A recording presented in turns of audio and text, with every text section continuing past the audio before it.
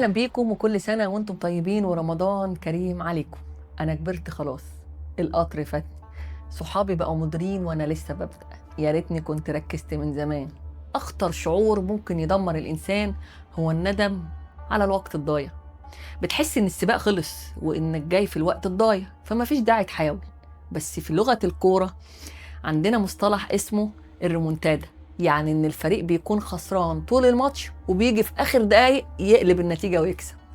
تاريخنا الاسلامي في ملك الريمونتادا برضه، رجل قضى اكتر من 20 سنة بيحارب الاسلام بكل دهاء ومكر. لما اسلم كان الكبار ابو بكر وعمر سبقوه بمسافات ضوئية.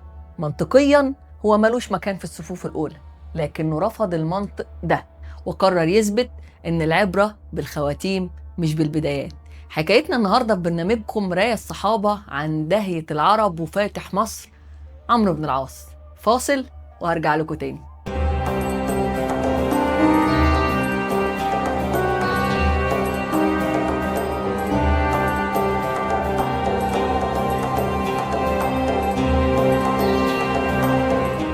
دخل الإسلام في الوقت بدل الضايع، قبل وفاة النبي بسنتين 3.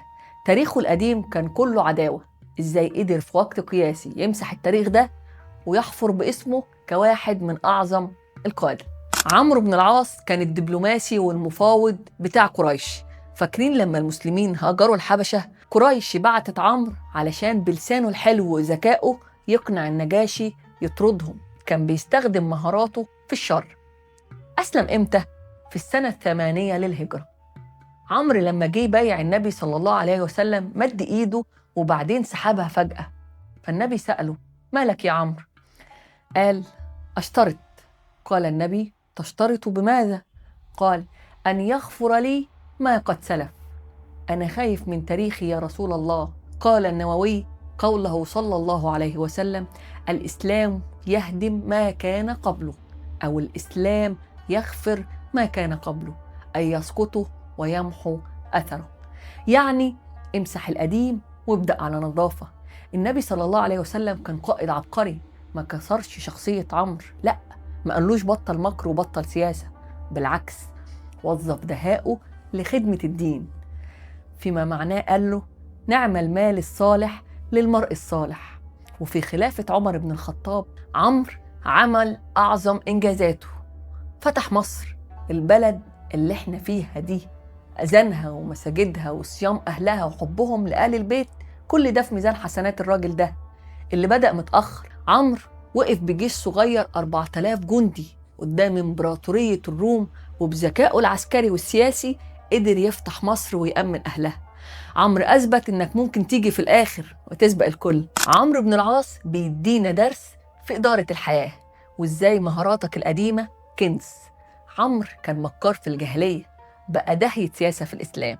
لو كنت بتضيع وقتك في اللعب أو الكلام الكتير، شوف إزاي تستغل المهارات دي في شغلك الجديد. ما تلغيش شخصيتك القديمة، بس غير بوصلتها للخير. ابدأ دلوقتي حالا. لو عندك 30 أو 40 أو حتى 60 سنة، لسه عندك وقت تعمل إنجاز. عمرو فتح مصر وهو معدي 50. ما تقولش راحت عليا، قول جت في وقتها. اوعى تنظر للخلف. عمرو مسح الماضي وركز في المستقبل. لو قعدت تندم على اللي فات هتخسر اللي جاي. كل واحد فينا عنده مصر بتاعته اللي محتاج يفتحها، حلم مأجله أو مشروع خايف يبدأه. عمرو بن العاص بيقولك إن الطريق مفتوح والوقت لسه مخلصش.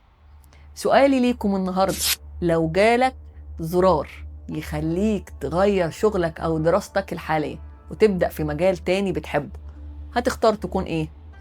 شاركوني أحلامكم المؤجلة في الكومنتات، يمكن تلاقوا حد يشجعكم تبدأوا. وأشوفكم بكرة وحكاية جديدة، وحكايتهم هي حكايتنا، ورمضان كريم.